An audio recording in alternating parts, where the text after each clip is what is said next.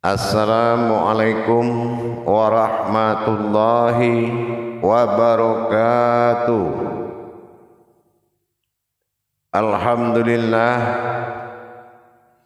alhamdulillahi rabbil alamin. Assalatu wassalamu ala asrafil anbiya'i wal mursalin, Sayyidina wa maulana Muhammadin. Ashhadu an la ilaha illallah al-malikul haqqul mubin, wa ashhadu anna Muhammadan abduhu wa rasuluhu wa shadiqul wa'dal amin. Allahumma salli wa sallim wa barik wa karim ahzanul nabil karim. Ihdinil lazi min jamalika wa innal lazi min jalalika wa innahu min kitabika wa tahirin wal mujahidina amma ba'du. Ibadullah, bersyukur kita kepada Allah dengan mengucapkan alhamdulillahi rabbil alamin atas segala limpahan karunia, rahmah dan hidayahnya, serta dengan izinnya juga kita dapat menjalankan amanahnya, beramal dan beribadah zahir batin dunia dan akhirat. Bersalam kita tidak akan pernah kita lupakan. Marilah sama-sama kita sampaikan kepada junjungan kita Nabi Allah, Nabiul Akhirul Zaman, Rasulullah Muhammad sallallahu alaihi wasallam. Atasnya kalimahnya kita kalamkan dengan membacakan Allahumma salli ala Sayyidina Muhammad wa ala alihi Sayyidina Muhammad. Alhamdulillah, bertemu lagi dengan saya, Guru Mursyid Syekh Nur Muhammad Buya Irwan Maulana Al-Khalidi, Sumatera Barat, Indonesia, dalam makom majelis zikir Ma'rifatullah, tentunya dalam naungan Yayasan Islam Hidayatul Mubarakah Indonesia, dalam syiar YouTube Buya Pasaman Timur sebagai wadah syiar kupas tuntas hakikat ilmu, amal dan ibadah. Meningkatkan iman dan takwa adalah salah satu tujuan kita kepada Allah. Karena apabila iman kita tidak mencapai iman kepada Allah dan takwa kita tidak betul sebetul-betul takwa kepada Allah, maka belum dikatakan kita ini bertuhan kepada Allah. Belumlah sampai ke aras Allah apapun pekerjaan lahiriah dan batiniah kita. Insya Allah pada waktu dan kesempatan yang kita sangat muliakan ini, saya akan berbagi suatu wawasan besar, suatu wawasan yang sangat besar, yang sangat penting dan sangat diharapkan oleh semua umat.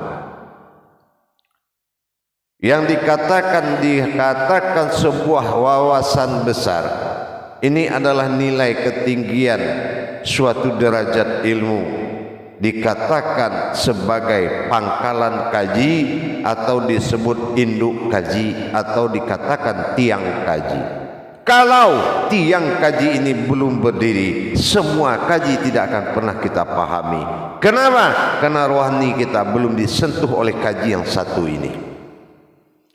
Kalau rohani kita sudah mengalami, mata batin daripada diri kita sudah menjalani 7 perjalanan sir daripada sebuah kekuatan besar, yaitu arasnya Al-Quran, Al-Ikhlas, maka rohani kita tidak akan mampu menerima kajian, semua kajian.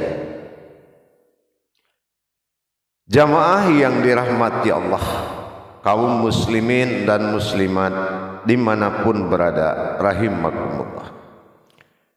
Kalau di zaman-zaman para guru-guru kita terdahulu, beliau-beliau kalau ingin belajar ke makom sir dan ma'rifatullah, biasanya beliau mengadakan suatu haul syarak, yaitu jemput kaji. Jemput kaji yang dimaksud di sini adalah marwah kaji yang harus diamalkan terlebih dahulu sebelum aras-aras kaji yang lain masuk ke rohani kita untuk dijalankan. Kalau aras kaji ini tidak berdiri, marwah kaji ini tidak berdiri, marifat tidak berjalan, sir tidak memberikan rasa, rahasia juga tidak terbuka, hakikat luput dalam hayalan, ayat luput dalam surat, tidak ada yang nyata dan mubin kepada Allah. Ini karena disebabkan oleh rohani kita belum menerima marwah. Tapi alhamdulillah, kerahasiaan Allah adalah diri. Diri bukan simpanan rahasia, diri adalah kenyataan rahasianya Allah. Menandakan diri ini terbuat dari alam rahasia Allah, berwujud dari rahasia itu sendiri. Kita ingin lihat bagaimana sejarahnya sampai diri ini berawal dari rahasia. Di sini, padahal di dalam penilaian kajian tasawuf, tauhid, tarekat dan semua hakikat, semua berasal dari rahasia Allah. Tetapi kalau kita belum paham di mana makom awalnya rahasia itu, maka kita masih dalam tebak-tebakan. Dalam waktu dan kesempatan yang sangat dimuliakan, kita muliakan ini, ada suatu kajian yang wajib kita pahami, yaitu tentang bagaimana rahasia dua sifat Allah di dalam dirinya.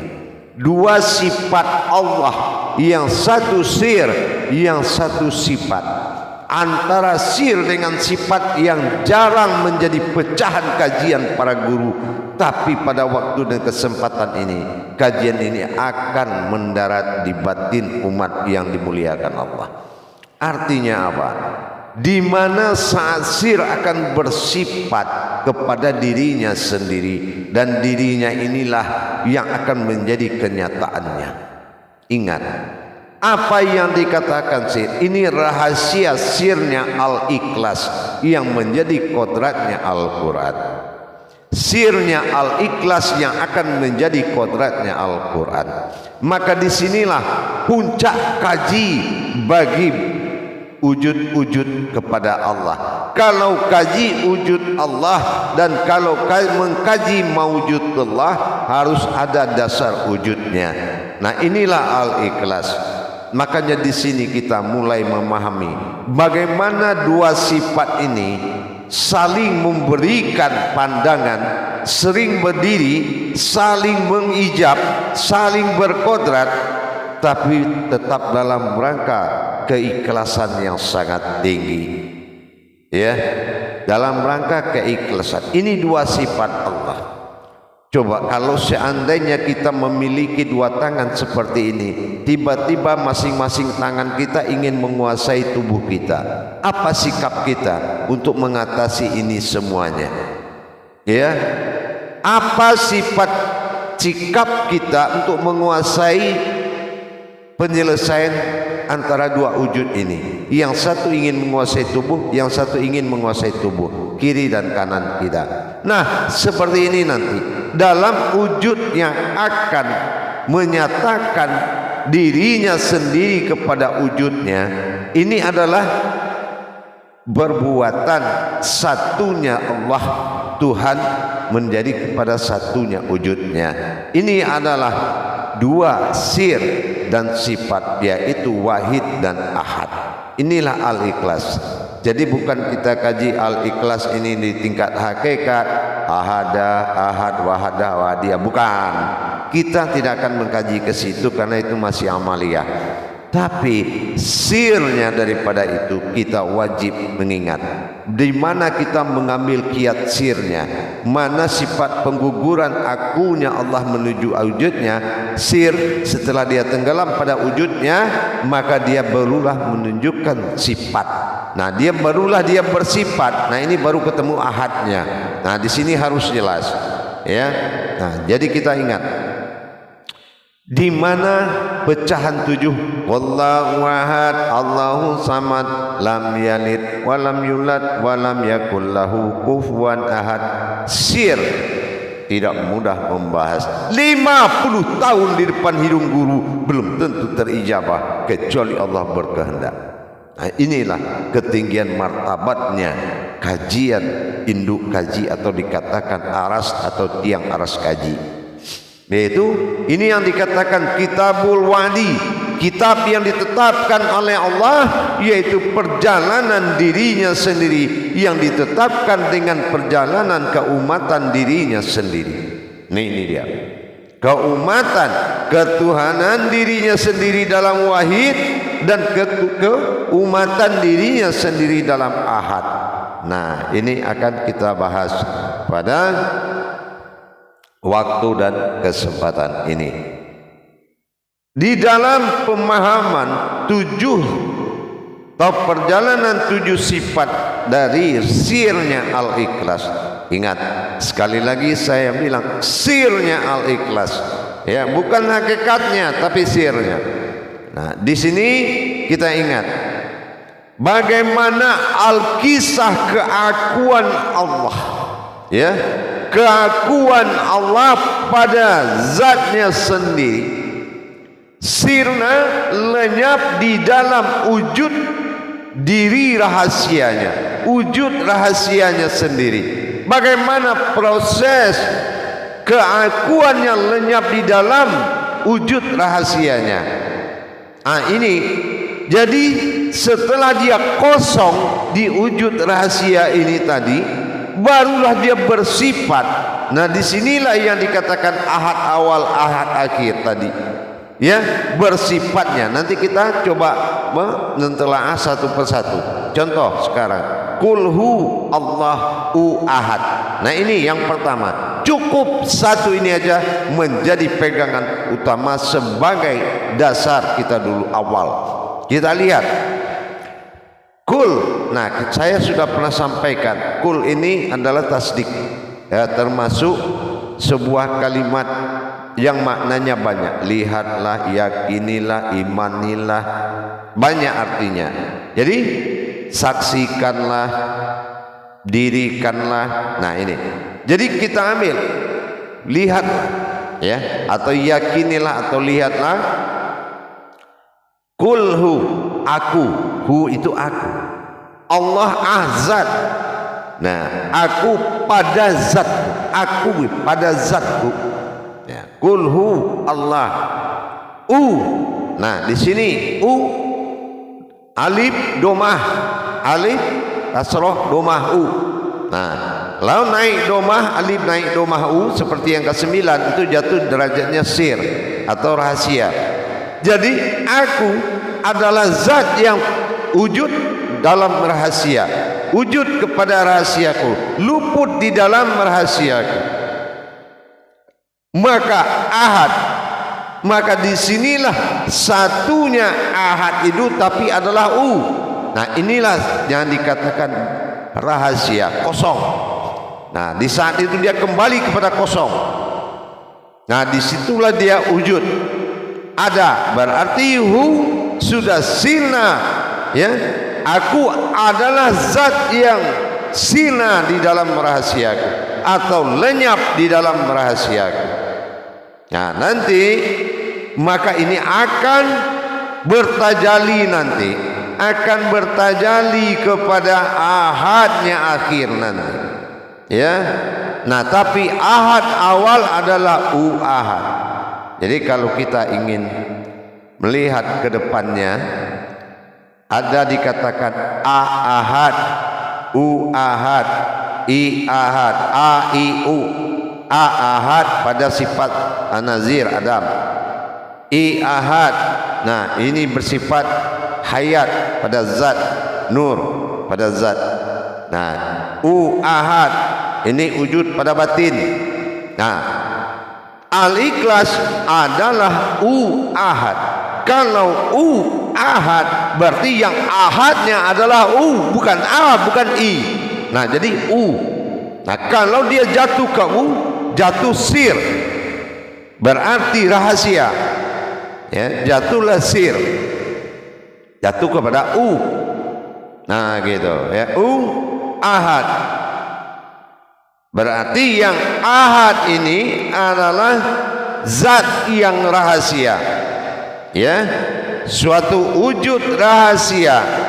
Ingat tadi, hu Allah, kulhu, katakanlah aku, lihatlah aku, kulhu. Nah, Allah rahasia, ahad, satu-satunya. Nah, lenyaplah aku di dalam suatu zat rahasia, wujud yang satu, itulah wahid. Sirnya adalah wahid, wahid. Nah, di sini kita sudah mendapatkan satu sirnya dirinya, ahad. Jadi kalau kita melihat ahad pada ini, bukan lagi ahad ini nyata. Nah, nanti di akhirnya ketemu lagi ahad. Jadi kalau sini awalnya sini di akhir awalnya a.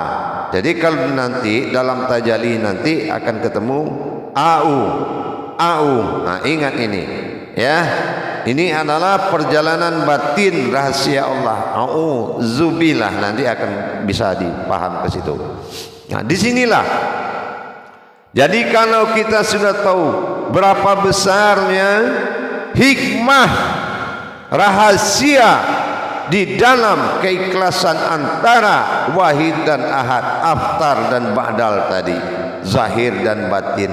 Di sini proses peleburan aku, ya, aku sirna atau aku lebur di dalam wujudku sendiri. Nah, setelah dia lebur wujud sendiri, barulah dia bersifat kepada sifat ahad, yaitu satunya yang nyata, atau disebut dengan aftar. Nanti akan ke situ arahnya. Nanti setelah ini dipecah jadi 7, insya Allah kita akan mengalami proses ketuhanan pada rohani kita. Kalau proses ketuhanan sudah berjalan, insya Allah rohani kita sudah mencapai titik makom derajat tertinggi. Jamaah yang dirahmati Allah, dan proses tajalli ini wajib terjadi kodrat tajalinya, bukan hanya sebatas diketahui melalui kalam-kalam seperti ini, tetapi wajib dijalankan, wajib diketahui, wajib dinikmati, dirasakan, tafrid, tajrid, tauhid, dan wajib berhubungan.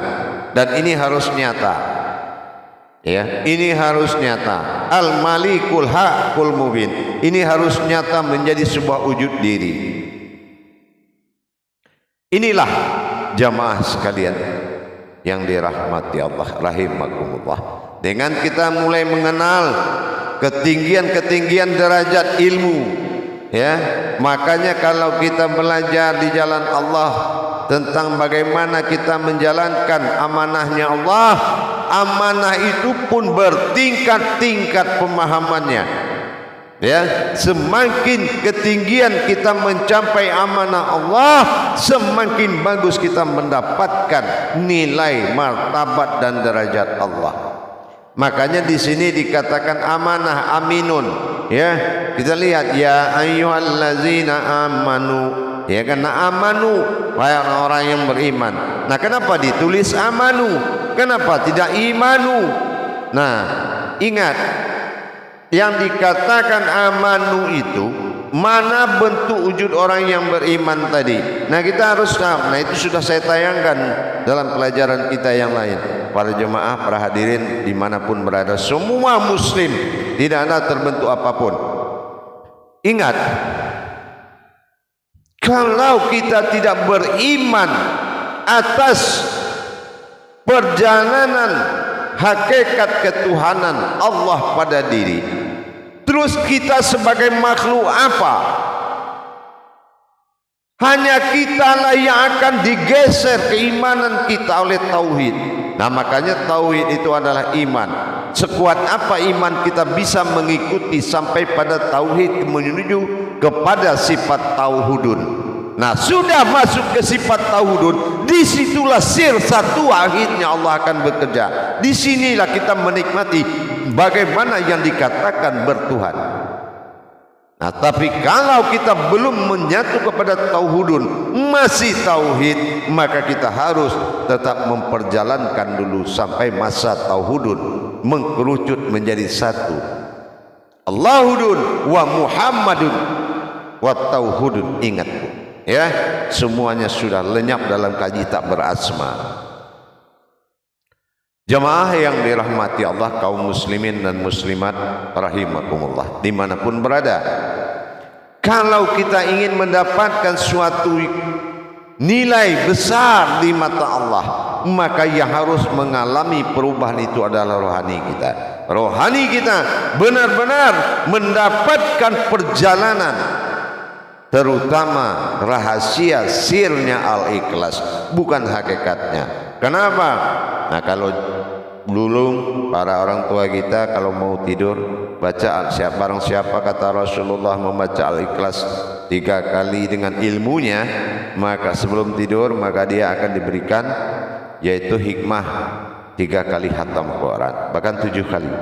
Nah, nilainya begitulah kemuliaan, tapi tidak semua orang bisa mampu sampai ke situ. Ingat, itu adalah kitabul wa'di, ketetapan Allah. Kalaulah sudah dia bertajali kepada ahad akhir, barulah naik kitab kedua, kitabul dikatakan dengan taklif. Taklif itu sudah berpindah atau bersifat dia. Jamaah yang dirahmati Allah rahimakumullah, insya Allah dalam satu kata qul huwallahu ahad, ingat bagaimana tajalli keakuannya luput dalam wujudnya, dan wujudnya berdiri pada satu wujud wahidnya yang akan bersifat pada masa ahad. Coba wahid dengan ahad, sifatnya yang dua ini adalah mendapatkan perlakuan yang sangat ikhlas dari perjalanan ini, sehingga tidak ada benturan antara zahir dan batinnya Allah, antara wahid dan ahadnya. Disinilah kedamaian yang sangat tinggi, sehingga al-ikhlas tidak tertulis dalam suratnya, sehalus-halusnya keikhlasan. Insya Allah, alhamdulillah, mudah-mudahan kita akan sambung lagi di kodrat kedua, yaitu Allahus Samad. Nanti akan kita lanjutkan kembali. Dan bagi jemaah hadirin dan hadirat dimanapun berada, kaum muslimin dan muslimat yang ingin mendapatkan marwah, martabat dan derajat ibadah kepada Allah, dan ingin mendapatkan tuntunan belajar, silakan menghubungi YouTube Buya Pasaman Timur, nomor telepon yang ada di layar deskripsi YouTube Buya Pasaman Timur, dan silakan masuk untuk mendapatkan tuntunan belajar seminggu sekali, khusus dalam dan luar negeri, insyaallah. Dan bagi jemaah yang sudah ada pada grup belajar, silakanlah untuk meneruskan dan mengikuti ketentuan-ketentuan yang telah ditetapkan dalam belajar. Untuk menghindari fasik, maka jauhi fanatik, insyaallah, karena akan bersifat munafik. Maka belajarlah dengan baik. Thalabul ilmi faridatu ala kulli muslim. Silakan YouTube Buya Pasaman Timur di Makom Majelis Zikir Ma'rifatullah Yayasan Islam Hidayatul Barokah, milik umat, wadah Ma'rifatullah. Hindari kajian yang tidak berdasarkan tersirat, hindari kitabullah yang tidak nyata pada diri, dan jangan belajar kepada orang yang tidak bisa mi'rad dalam solatnya. Selamatkan dirimu, amankan dirimu dengan amanah yang dirahasiakan Allah. Capai amanah yang dirahasiakan, selamat dunia akhirat, insyaallah. Salam sejahtera, semua selamat, sejahteralah seluruh keluarga kita, insyaallah. Kalau dalam satu pohon hanya satu batang pohon yang menjamin ranting, dahan, buah dan daun, ingat, kalau pohon tauhid ini belum berdiri dalam satu rumpun rumah tangga, maka bersegeralah untuk membangun sifat ketuhanan dalam dirimu. Ingat, menyatulah kembali kepada asalmu yang satu di dalam masa hidup, karena hidup itu adalah mati yang nyata. yaitu bersama Allah dimanapun berada, insyaallah. Akhirul kalam, wabillahi taufiq wal hidayah. Assalamualaikum warahmatullahi wabarakatuh.